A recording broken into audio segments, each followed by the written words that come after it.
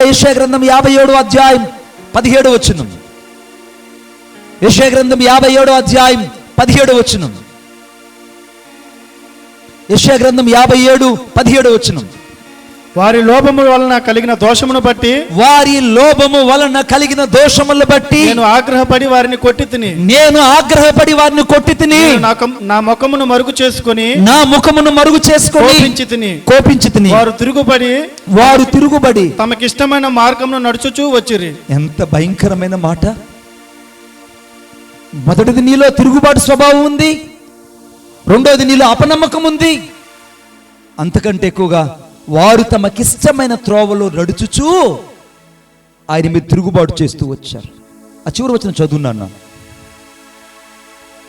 వారు తమకిష్టమైన మార్గములో నడుచుచూ తిరుగుబాటు చేయుచూ వచ్చారు.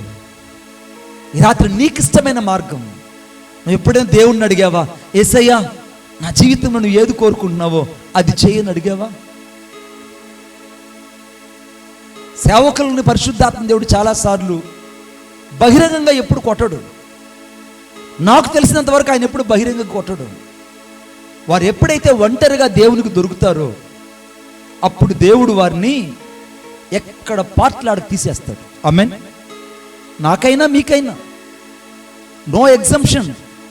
సీనియర్ అని, జూనియర్ అని, క్యాపబిలిటీ పర్సన్ అని, అన్క్యాపబుల్ పర్సన్ అని ఎప్పుడు దేవుడు చూడడు. ఆ వాక్యంలో రాయబడింది అక్కడ, నీవు నీకిష్టమైన త్రోవలో నడుచుచూ వచ్చావు. నీకిష్టమైన త్రోవని దేవుని చిత్తం అని చెప్తావా?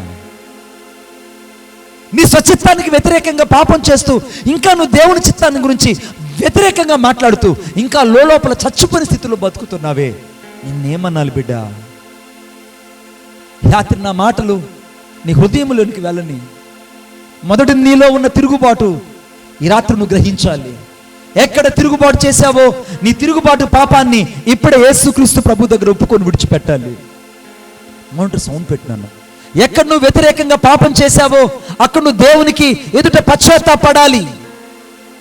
ఎక్కడ నువ్వు దేవుని యొక్క చిత్తానికి వ్యతిరేకంగా పాపం చేస్తూ ఇంకా నిలువెచ్చని జీవితాన్ని జీవిస్తూ లోపల ఉన్న భక్తిహీనతను చంపుకోకుండా ఇంకా ఆత్మీయతలో చల్లారిపోతున్నావో అక్కడ నువ్వు గ్రహించి పశ్చాత్తాపడాలి. అందుకే నీ అపనమ్మకాన్ని బట్టి దేవుడు నీ పట్ల ఆలస్యం చూపిస్తున్నాడు. నీ తిరుగుబాటును బట్టి దేవుడు ఆలస్యం చేస్తున్నాడు. అంతకంటే ఎక్కువగా నీకిష్టమైన మార్గంలో నువ్వు నడుచుకుంటూ వెళ్ళిపోతూ, నేను యేసయ్యని నమ్ముకున్నా, నాకు అన్నీ తెలుసు, నిన్నేమనాలి? నాకు వాక్యం తెలుసు, నిన్నేమనాలి? నాకంతా తెలుసు, నిన్నేమనాలి? లోకంలో ధన గర్వం ఉంది, పదవి గర్వం ఉంది, జ్ఞాన గర్వం ఉంది, సిద్ధాంతాల గర్వం ఉంది. అన్నిటికంటే ఎక్కువగా ఆత్మీయ గర్వం చోటు చేసుకుంది. ఈ ఆత్మీయ గర్వమే ఈరోజు నీ తిరుగుబాటుకు కారణం. నేనే పాపం చేయలేదు యేసయ్యా, నేను పరిశుద్ధుణ్ణి. నువ్వు చేశావు. ఆ బలహీనత ఏదో నీకు దేవునికి మధ్య ఒక అడ్డుగోడగా నిలిచి ఉన్నది. అందుకని తన ముఖాన్ని నీకు మరుగుపరుచుకున్నాడు. అందుకని నీతో మాట్లాడకుండా చాలాసార్లు పక్కకు తప్పుకొని వెళ్ళాడు. చాలాసార్లు నీ హెచ్చరిస్తూనే వచ్చాడు, బోధిస్తూనే వచ్చాడు, నీతో మాట్లాడుతూనే వస్తాడు. కానీ నువ్వు గ్రహించలేకపోతున్నావు. ఈ రాత్రి నీకు అర్థమైందా దేవుణ్ణి పట్ల ఎందుకు ఆలస్యం చేస్తున్నాడు? తిరుగుబాటు స్వభావాన్ని బట్టి, రెండవది అపనమ్మకాన్ని బట్టి, మూడవది నీకిష్టమైన మార్గాన్ని నువ్వు ఎన్నుకున్న దాన్ని బట్టి.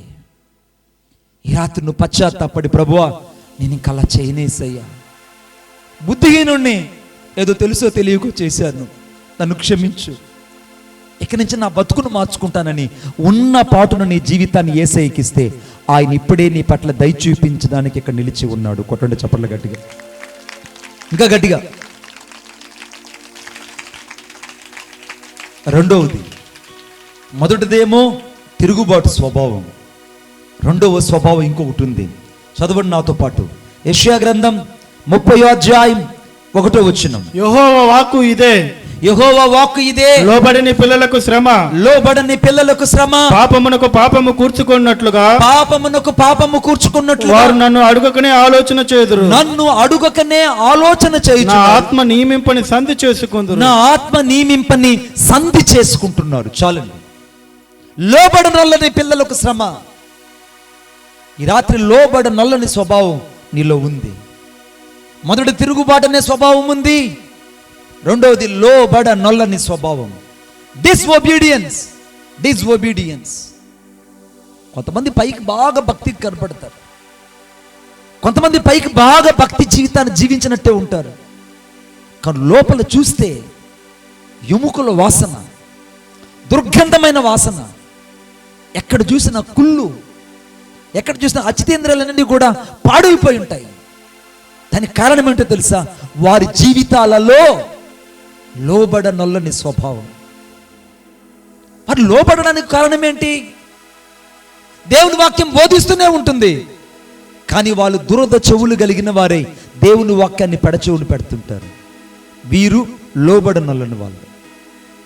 రెండవ, దేవుని వాక్యం వెల్లడవుతూనే ఉంటుంది, కానీ సెల్ ఫోన్ చూసుకుంటూ ఉంటారు. వీరు లోబడని వాళ్ళు. సంఘానికి వెళ్తూనే ఉంటారు, సంఘంలో ఉన్న సేవకుడు చెప్తున్న వాక్యానికి లోబడరు. దేవుని వాక్యానికి వ్యతిరేక దిశలో నడుస్తున్న నీవు దేవుణ్ణి సంతోష పెట్టగలవా బిడ్డ? ఈరోజు బైబిల్ చదవని నీవు నిజంగా నువ్వు దేవుని బిడ్డగా జీవించినట్టేనా? ఈరోజు వేకువజామున ప్రార్థన చేయలేని నీవు నిజంగా దేవుని సంతోష పెట్టినట్టేనా?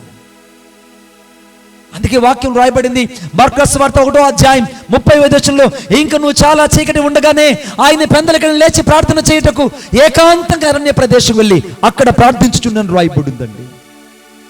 ఒకప్పుడు ఏకాంతంగా లేచి ప్రార్థన చేసేవాడివి. ఆరంభంలో ఎప్పుడు? బాప్తిసం తీసుకున్నప్పుడు, ఎప్పుడు? సంఘానికి కొత్తగా వచ్చినప్పుడు, ఎప్పుడు? ఆ రోజుల్లో సేవకులు ఇళ్ళకొస్తే గడగడ గడగడ ఉనికిపోయేవాళ్ళు. సేవకులు ఇళ్ళకొస్తే గడగడ వణికిపోయి ఎంతో వినయ భయభక్తులతో వచ్చి వారి ఎదుట కూర్చోడానికి కూడా భయపడేవాళ్ళు. కానీ ఈరోజు భయం పోయింది, ఈరోజు భయం పోయింది, భక్తి పోయింది, దేవుని గురించిన శక్తి కూడా చన్నాలిపోయింది. దీనికి కారణం ఏంటో తెలుసా? నీ సంఘంలో ఉన్న ఉద్యమం మారలేదు, నీ సంఘంలో దేవుని వాక్యం మారలేదు, నీ సంఘంలో ఉన్న దైవజనుడు మారలేదు. మారిందల్లా నీవే. నువ్వు మారి దేవుని సంఘం మారిపోయిందంటావా? కొంతమంది నాతో చెప్తుంటారు, కొంతమంది ప్రబుద్ధులు చెప్తుంటారు నాతో, అన్నయ్య మా సంఘంలో అప్పుడున్నటువంటి ప్రార్థన ఇప్పుడు లేదన్నయ్య, మా సంఘంలో అప్పుడున్న ఉద్యమం ఇప్పుడు లేదన్నయ్య, మా సంఘంలో అప్పుడున్న ఉద్యమం ఇప్పుడు లేదు. నువ్వు పిచ్చి పిచ్చి మాటలు మాట్లాడుతున్నావు. సంఘములు ఎప్పుడు ఉద్యమం చావలేదు, సేవకులు ఎప్పుడు ఉద్యమం చల్లారలేదు, సేవకుల్లో ఎప్పుడు ఆ ఉద్యమపు మంట చల్లారిపోలేదు. చల్లారిపోయింది నువ్వు. ఉద్యమం చచ్చింది నీలో, ప్రార్థన లేకుండా పోయింది నీలో, వాక్యం లేకుండా పోయింది నీలో. అంతకంటే ఎక్కువగా లోబడనొల్లని స్వభావం చేత చస్తుంది కూడా నువ్వే. వాక్యానికి లోబడువు, సంఘానికి లోబడువు, క్రమానికి లోబడువు, దేవుని మాటకు లోబడువు, వాక్యాన్ని చదువు, దేవుని మాట వినవు. అందుకే యెషయా గ్రంథం 30వ అధ్యాయం చివరి వచనం రాయబడింది, నా ఆత్మ నియమింపని సంధి చేసుకొందురు, వారు నా నోటి మాట విచారణ చేయకే తమ్మును తాము హెచ్చించుకుంటారని రాయబడిందండి ఇంకొక తర్జుమాలో. నా నోటి మాట విచారణ చేయక. ఒకప్పుడైతే ప్రభువా నన్ను ఏం చేయమంటావు చెప్పయ్యా, అయ్యా అయ్యా అయ్యా అయ్యా నన్ను ఏం చేయమంటావు చెప్పేసయ్యా, నన్ను ఇలా చేయమంటావు వద్దా చెప్పేసయ్యా, అయ్యా నీ కాళ్ళు పట్టుకుంటాను ఏసయ్యా, నన్ను ఇలా అక్కడికి వెళ్ళమంటావు వద్దా ఏసయ్యా, అయ్యా నన్ను అలా చేయమంటావు వద్దని బ్రతిమలాడేవాడివి. కానీ ఇప్పుడు నీకు దేవుని చిత్తం చచ్చిపోయింది. ఎంతో బాధతో చెప్తున్నాను. ఒకప్పుడు దేవుని పాదాలు పట్టుకుంటున్న నీవు ఇప్పుడు మనుషుల పాదాలు పట్టుకుంటున్నావు. ఒకప్పుడు దేవుని దగ్గర గంటలు గడుపుతున్న నీవు ఇప్పుడు మనుషుల దగ్గర గడుపుతున్నావు. ఒకప్పుడు దేవుణ్ణి సంతోషపెడుతున్న నీవు ఇప్పుడు మనుషులు సంతోషపెట్టడానికి జీవితం ఎక్కువైపోయింది. ఒకప్పుడు దేవునితో సమయం ఇంకెంత బాగా గడిపితే అనుకునే వ్యక్తివి ఇప్పుడు నీ సెల్ ఫోన్ నీకు వ్యామోహం అయిపోయింది. సెల్ ఫోన్ వ్యామోహము, చాటింగ్ వ్యామోహము, వాట్సాప్ వ్యామోహము, ఫేస్బుక్ వ్యామోహము. చస్తున్నావు ఆత్మీయంగా. లోబడ నొల్లని పిల్లలకు శ్రమ. ఎవరికి కష్టాలు ఈ రాత్రి? ఎవరికి అవమానాలు?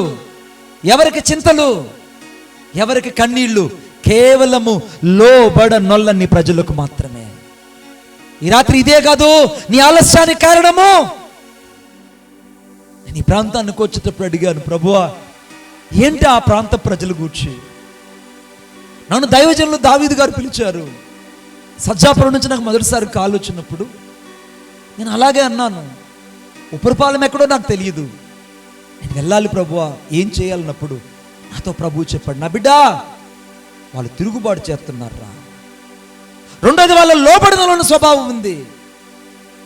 నేను చెప్పే మాటలు వాళ్ళకి చెప్పు. వాళ్ళు వింటే విన్నారు, లేకుండా పోతే వారి శిక్ష వారి మీదకి వస్తుంది. వెళ్ళు. ఈ రాత్రి కల్లిబుల్లి మాటలు చెప్పడానికి నేను ఇక్కడికి పంపించబడలేదు. నేను నవ్వించడానికి నేను ఇక్కడ పంపించబడలేదు. కేవలం ఈరోజు నేను పరిపూర్ణుడిగా మార్చి పరిశుద్ధాత్మ శక్తితో నింపడానికే యేసుక్రీస్తు ప్రభు పక్షంగా నేను వచ్చాను. ఈ రాత్రి దేవుని యొక్క వాక్యం నీతో చెప్తుంది, నీ లోబడనలోని జీవితాన్ని విడిచిపెట్టు. నీ లోబడనలోని పాత జీవితాన్ని విడిచిపెట్టు. ఎక్కడెక్కడ దేవుని చిత్తానికి వ్యతిరేకంగా ఉన్నావో, ఎక్కడ దేవుని చిత్తం చేయలేకపోయావో, ఎక్కడ దేవుని స్వరూపతను చూడలేకపోయావో, ఎక్కడ దేవుని రూపాంతరం నీ జీవితంలో కనబడలేకపోయిందో దాన్ని రాత్రి విడిచిపెట్టు. ఈ ఊర్లో ఆర్ఎంపీ డాక్టర్ ఉంటారు. ఆర్ఎంపీ డాక్టర్ దగ్గరికి వెళ్ళి, ఇద్దరుంటారు ఖచ్చితంగా నాకు తెలిసినంత వరకు. మొదటి డాక్టర్ దగ్గరికి వెళ్ళి, అయ్యా నాకు ఇక్కడ కాలు పుండయింది, నాకు కట్టుకట్టు బాబు అని చెప్తే, అమ్మ నీకు 200 రూపాయలు అవుతుంది అని ఒక డైక్లోఫెనాక్ ఇంజెక్షన్, 4 ఎసిక్లోఫెనాక్ పారాసిటమాల్ ఇచ్చి పౌడర్ పోసి కట్టుకట్టి పంపించేసి. కాలు వాపు తగ్గలేదు, కాలు అలాగనే ఉంది, లోపల చీమ అలాగనే ఉంది, లోపల గాయం అలాగనే ఉంది. రోజు రోజు కాలు వాచిపోతుంది, నొప్పి భరించలేకపోతున్నాడు. ఇక డాక్టర్ దగ్గరికి పోతే బాగలేదు అని ఆ పక్కన ఉన్నటువంటి ఇంకో డాక్టర్ దగ్గరికి వెళ్ళి, బాబు నా కాలు అయిపోయింది చూడయ్యా అని చెప్పగానే ఆ డాక్టర్ ఆ కట్టంతా ఇప్పి ఆ యొక్క చీమనంతా బయటికి తోడడం ప్రారంభించాడు. వీడు అరుస్తున్నాడు, అయ్యో నేను తట్టుకోలేకపోతున్నాను ఈ బాధని, నేను ఈ గాయాన్ని భరించలేకపోతున్నానని. ఆ డాక్టర్ అంటున్నాడు, కొంచెం ఓర్చుకో, కొంచెం ఓర్చుకో. ఆ చీమును, ఆ చెడ్డ రక్తాన్నంతా బయటకు తీసేసి ఆ గాయాన్నంతా డెటాల్తో బాగా కడిగి స్పిరిట్తో బాగా తుడిచి ఆయింట్మెంట్ రాసి కట్టుకట్టి మాత్రేసి పంపించాడు. ఇప్పుడు వీళ్ళిద్దరిలో ఎవరు మంచి డాక్టర్ చెప్పండి? చెప్పండి గట్టిగా. ఎందుకు రెండాయన ఆయనకు నొప్పి కలుగు చేశాడుగా, నిన్ను ఏడిపించాడు కదా. ఆ మొదటి డాక్టర్ ఏమో చక్కగా నవ్వించాడు, నీకు మందు పూశాడు, పైన కట్టుకట్టి పంపించాడు, వాడే మంచి డాక్టర్ అనుకుంటున్నావు కదా. కాదు, నీ గాయాన్ని రేపి లోపల ఉన్న చెడునంతా బయటకు తీసుకొచ్చి నిన్ను సంపూర్ణంగా చేసి పంపించిన వాడి నిజమైన వైద్యుడు. ఆయన పేరే నజరేయుడైన యేసుక్రీస్తు ప్రభు. హో లా లా షాందారా లా బారీ బాబా బాబా. ఆయన నిజమైన వైద్యుడి. రాత్రి నిన్ను బాగు చేయాలని, నీలో ఉన్న లోబడినలోని స్వభావాన్ని నీ నుండి తీసివేయాలని కోరుకుంటున్నాడు. చూస్తారు నాతో పాటు, చూడండి నాతో పాటు ఆ మాట దయచేసి. నిర్గమకాండం 32వ అధ్యాయం, నిర్గమకాండం 32వ అధ్యాయం 9వ వచనం. నిర్గమకాండం 32:9వ వచనం. మరియు యెహోవా ఇట్లనెను, నేను ఈ ప్రజలను చూచి ఉన్నాను, నేను ఈ యొక్క ఉపరపాలన ప్రజలను చూచి ఉన్నాను. ఇదిగో వారు లోబడనొల్లని ప్రజలు, ఇదిగో వారు లోబడనొల్లని ప్రజలు. కావున నీవు ఊరకుండుకుము, నా కోపము వారి మీద మండును. మా దేవుని కోపం వస్తే తట్టుకోగలమా? ఫస్ట్ వేలో కరోనా వస్తే ఎవరికి అర్థం కాలేదు. అంబులెన్స్లు తిరుగుతున్నాయి, వస్తున్నాయి, పోతున్నాయి. కరోనా అంటే ఏమో అనుకున్నారు, చలి జ్వరమే లేదా జలుబు జ్వరమే అనుకున్నారు. సెకండ్ వేవ్ వచ్చిందని చెప్పారు, లెక్క చేయలే జనాలు, విచ్చలవిడిగా తిరిగారు. ఆకులు రాలినట్టు రాలిపోయారు, ఆకులు రాలినట్టు రాలిపోయారు. అంటే చచ్చిపోయిన వాళ్ళంతా చెడ్డవాడు కదా నా ఉద్దేశం. చాలామంది దైవ సేవకులు, నా స్నేహితులు చాలామంది చనిపోయారు, చాలామంది విశ్వాసులు వెళ్ళిపోయారు. అని వాళ్ళ ఉద్దేశం చెడ్డవాళ్ళని కాదు. వాళ్ళు దేవుని చిత్తాన్ని భూలోకములో చేసేశారు, దేవుని పని సంపూర్తి చేశారు, దేవుడే వారిని పిలుచుకొని వెళ్ళిపోయాడు. ఇక మిగిలిన వారిదే నిజమైన ఆట ప్రారంభించబడింది. ఇంకెన్ని తెగుళ్ళు వస్తాయో చెప్పలేం. తెగులు తర్వాత తెగులు భూమి మీదకి రాబోతుంది. తెగుళ్ళు తర్వాత తెగుళ్ళు రాబోతున్నాయి.